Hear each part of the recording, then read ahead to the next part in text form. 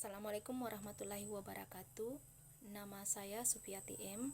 NIM F2020-02-2004 kelas C4. Baik, saya akan menjelaskan mengenai diagnosis dan penata laksanaan osteoartritis.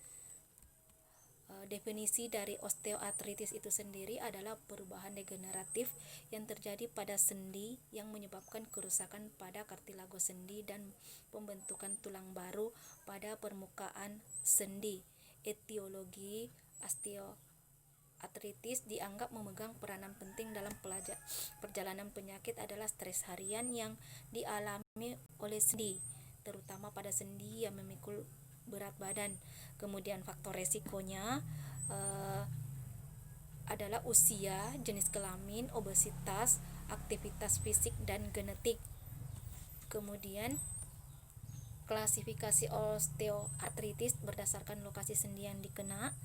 Yang pertama, OA tangan, yang kedua OA bahu, OA kaki, OA panggul, dan lain-lain. Kemudian langkah-langkah untuk penetapan diagnosis. Yang diagnosis gejala utamanya, yang pertama nyeri sendi, kemudian kekakuan pada sendi, kemudian pergerakan sendi berkurang. Kemudian tanda utamanya adalah pembengkakan sendi, yang kedua krepitasi, yang ketiga nyeri tekan pada perbatasan sendi dan berkurangnya luas gerak sendi. Pada seseorang yang mengalami gejala OA, direkomendasikan untuk melakukan pemeriksaan. Yang pertama anamnesis, yang kedua pemeriksaan fisik, yang ketiga pendekatan untuk menyingkirkan diagnosis penyakit lain, dan selanjutnya pemeriksaan penunjang dan perhatian khusus terhadap gejala klinis dan faktor yang mempengaruhi pilihan terapi OA itu sendiri.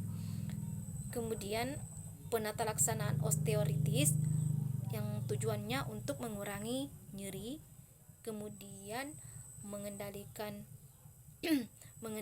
atau mengoptimalkan fungsi gerak sendi, yang ketiga mengurangi keterbatasan aktivitas fisik sehari-hari, kemudian menghambat terjadinya progresivitas penyakit, yang ketiga mencegah terjadinya komplikasi. Untuk terapi dan farmakologinya, edukasi pasien, program penata laksanaan mandiri, program latihan aerobik, terapi fisik meliputi latihan perbaikan lingkup gerak sendi dan penguatan otot-otot.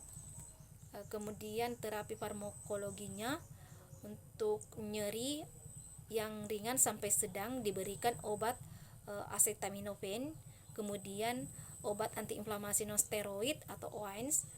Kemudian untuk OA yang gejala nyeri sedang, kemudian yang di atas 60 tahun, kemudian dapat diberikan obat acetaminophen, obat antiinflamasi non steroid, dan obat antiinflamasi non steroid yang selektif. Kemudian untuk nyeri sedang hingga berat yang disertai pembengkakan sendi, aspirasi tindakan injeksi, misalnya triamcinolone. Dan untuk penanganan nyeri jangka pendek sampai 1 minggu dapat diberikan selain pemberian obat antiinflamasi non steroid per oral. Kemudian tahap ketiganya, adanya kecurigaan atau terdapat bukti adanya artritis inflamasi, memerlukan fungsi aspirasi diagnostik dan bisa dirujuk ke dokter ortopedi. Kemudian kalau adanya kecurigaan atau terdapat bukti artritis infeksi, dapat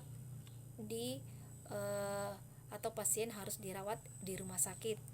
Kemudian efek samping dari pemberian obat tadi adalah paracetamol, yaitu hepatotoksisitas, kemudian opoid, dapat vomitus, konstipasi, dan depresi pernapasan.